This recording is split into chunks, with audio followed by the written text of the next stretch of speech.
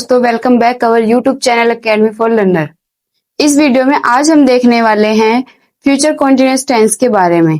तो future continuous tense में क्या होता है या इसमें किस समय के बारे में बताया जाता है, किस कार्य के बारे में बताया जाएगा, किस काल के बारे में बताया जाएगा, वो हम इस वीडियो में देखेंगे। तो फ्यूचर कॉन्टिन्यूअस टेंस यानी कि फ्यूचर से पता चल रहा है जो कार्य है वो हमारा किस में होगा, आने वाले समय में होगा यानी कि भविष्य काल में होगा। लेकिन कॉन्टिन्यूअस का मतलब क्या है, यानी कि जो कार्य है वो भविष्य काल में क्या रहेगा, वो जारी रहेगा। यानी कि जब काम आपका भविष्य में लगातार हो रहा हो, कंटिन्यू लगातार चल रहा हो, तब हम किसका इस्तेमाल करेंगे, फ्यूचर कॉन्टिन्यूअस टेंस के नियम का। तो फ्यूचर कॉन्टिन्यूअस टेंस में हमें ये पता चलता है जो हमने काम किया है या कर रहे हैं वो आगे फ्यूचर में भी वो जारी रहेगा। तो इसीलिए इस टेंस के लास्ट में क्या आता है या इस टेंस के वाक्य के अंत में क्या आता है, इसके अंत में आता है रहा होगा, रही होगी, रहे होंगे, रहा होऊंगा आदि शब्द आते हैं। और इन वर्ड से हमें पता चलता है जो कार्य है हमारा वो आने वाले समय में लगातार जारी रहेगा। तो जब आपका समय जो कार्य है या वर्क है वो आने वाले टाइम में जारी रहता है, लगातार कंटिन्यू हो रहा है, तब हम यूज करते हैं फ्यूचर कॉन्टिन्यूअस टेंस का।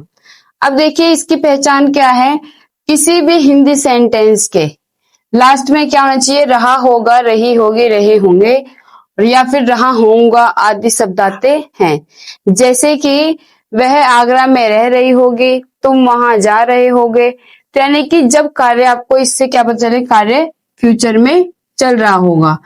तो जब रहा होगा, रही होगी, रहे होंगे, तो आपको पहचान लेना है कि फ्यूचर कॉन्टिन्यूअस टेंस है। अब इसमें क्या है, तो इसमें हेल्पिंग वर्ब लगती है विल या शैल, और बी लगती है विल, शैल और बी लगती है। लेकिन ये किन के साथ लगेगी, केवल आई और वी के साथ।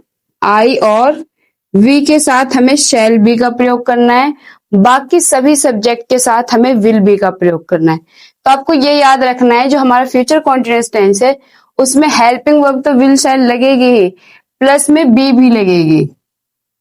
ठीक है, इसके बाद हमारा क्या है, कॉन्टिन्यूअस है तो आईएनजी फॉर्म लगेगी।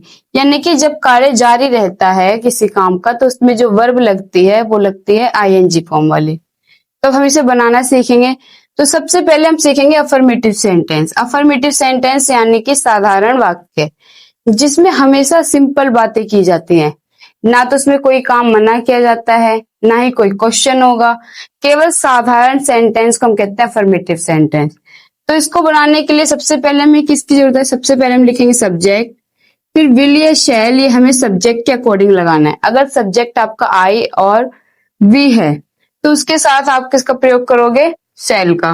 बाकी सभी सब्जेक्ट के साथ आप किसका प्रयोग करोगे, विल का। उसके बाद बी, वर्ब की फर्स्ट फॉर्म प्लस आईएनजी। फिर उसके बाद हम यूज करेंगे ऑब्जेक्ट। अब कैसे, देखिए जैसे वह आगरा में रह रही होगी। अब वह आगरा में रह रही होगी, उसमें सब्जेक्ट क्या है, वह। तो वह यहाँ से हमें पता चल रहा है कि फीमेल के बारे में बताया जा रहा है, तो वह के लिए यहाँ आएगा सी। सी के साथ हम किसका प्रयोग करेंगे, विल का, शी विल। इसके बाद क्या आएगा, बी। फिर हमारी वर्ब आएगी, वर्ब क्या है, रहना, रहने को क्या बोलेंगे, लिविंग, आईएनजी जुड़े। फिर कहाँ रह रही होगी, इन आगरा, वह कहाँ रह रही होगी, आगरा में, she will be living in Agra. इसी तरह हम पाठ याद कर रहे होंगे, तो पाठ को कौन याद करेगा, हम। तो सब्जेक्ट क्या होगा, हम, यानी कोई जो कार्य करता है, जो कार्य को करेगा वो सब्जेक्ट होगा, जिसके बारे में बात की जाती है सेंटेंस में वो सब्जेक्ट होता है। तो पाठ कौन याद करेगा, हम। तो सब्जेक्ट क्या है, हम के लिए क्या यूज करेंगे, वी। और वी के साथ हमें किसका प्रयोग करना है, शैल का, वी शैल बी।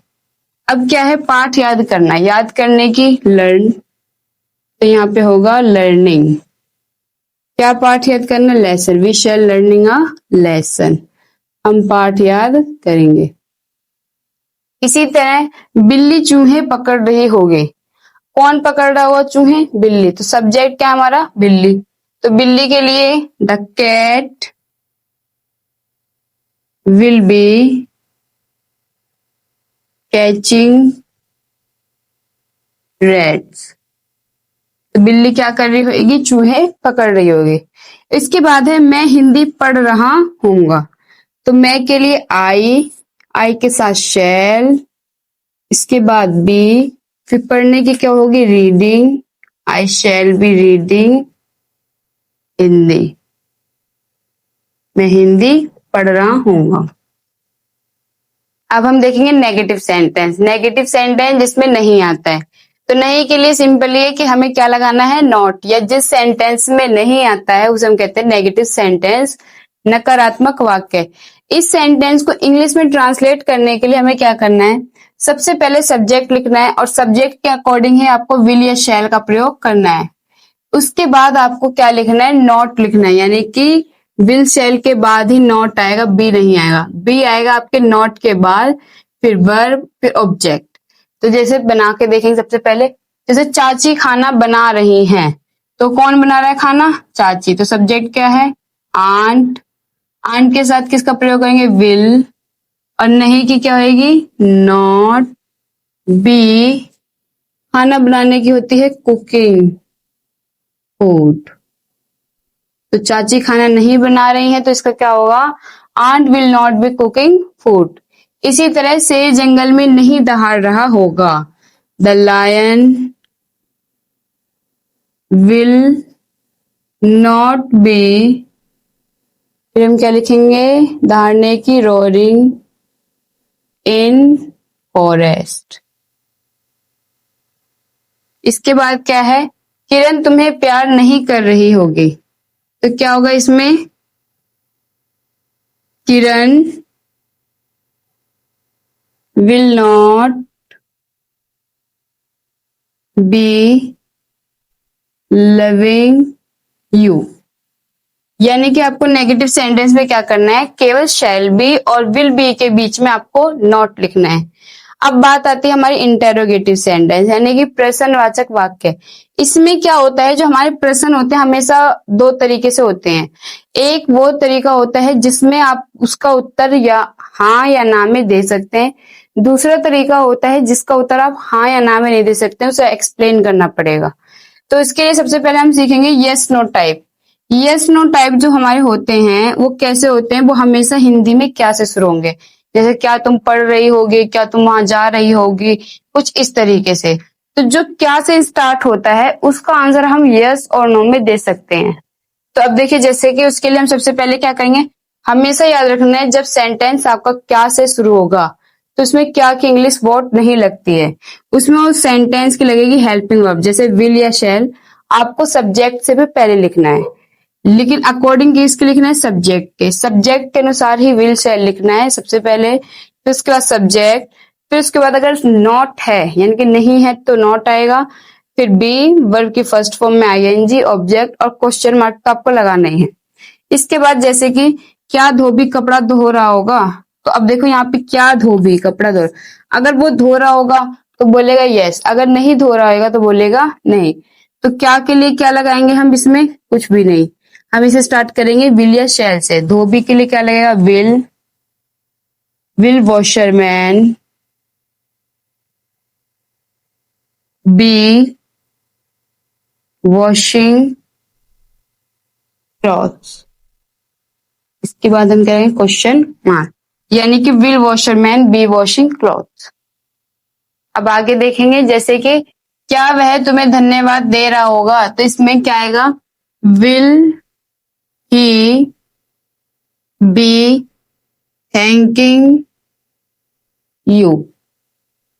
ठीक है, अब देखो हम सीखते हैं question word type. Question word type क्या होते हैं, यानी कि जो क्वेश्चन वर्ड है जैसे कि कब, क्यों, कहाँ, कैसे, जब ये हमारे हिंदी वाक्य के बीच में आता है, जैसे कि तुम कहाँ सो रहे होगे, वह कहाँ रो रहा होगा, तो सेंटेंस के जब बीच में प्रश्न शब्द आता है तो हम प्रश्न शब्द की इंग्लिश सबसे पहले लिखते हैं ट्रांसलेट करते टाइम, क्योंकि इस क्वेश्चन का आंसर आप एक्सप्लेन करके दे सकते हो, आप यस और नो में नहीं दे सकते हो।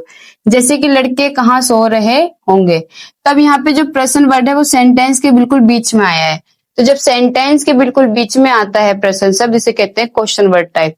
तो इसको ट्रांसलेट करते टाइम सबसे पहले आपको क्वेश्चन वर्ड की इंग्लिश लिखनी है, फिर विल या शैल, सब्जेक्ट, फिर नॉट है तो नॉट, बी वर्ब की फर्स्ट फॉर्म में आईएनजी, ऑब्जेक्ट और क्वेश्चन मार्क। जैसे कि लड़के कहाँ सो रहे होंगे तो कहाँ की इंग्लिश सबसे पहले लिखी, जैसे where will boys be sleeping, ठीक है। उसके बाद क्वेश्चन मार्क। इसी तरह सुमन फल क्यों तोड़ रही होगी, तो क्यों वर्ड है जो हमारा प्रश्न शब्द है, तो क्यों की इंग्लिश सबसे पहले लिखेंगे, जैसे why will Suman plucking fruit, ठीक है। इसके बाद क्वेश्चन मार्क। अब जैसे तुम कहाँ नहा रहे होगे, तो इसमें प्रश्न शब्द क्या है, कहाँ। कहाँ के लिए सबसे पहले लिखेंगे, जैसे where will you bath will you be bathing. इसके बाद क्वेश्चन मार्क। ये थी हमारी क्वेश्चन वर्ड टाइप की, यानी कि जब आपके सेंटेंस में क्वेश्चन वर्ड आता है बीच में, तो सबसे पहले आपको क्वेश्चन वर्ड की इंग्लिश लिखनी है। फिर उसके बाद जो उसकी हेल्पिंग वर्ब होगी, जैसे कि फ्यूचर कॉन्टिन्यूअस में विल बी और शैल बी है, तो हम क्या लिखेंगे, सबसे पहले विल या शैल लिखेंगे, फिर सब्जेक्ट, फिर बी लिखना है, फिर उसके बाद वर्ब लिखना है। अगर ऑब्जेक्ट है तो ऑब्जेक्ट लिखेंगे, वरना क्वेश्चन मार्क लगाएंगे। तो ये थी आज की हमारी वीडियो फ्यूचर कॉन्टिन्यूअस टेंस को लेके। तो अगर आपको हमारी वीडियो अच्छी लगी हो तो प्लीज हमारे चैनल को लाइक एंड सब्सक्राइब करें और बेल आइकन प्रेस करना ना भूलें। Thanks for watching this video.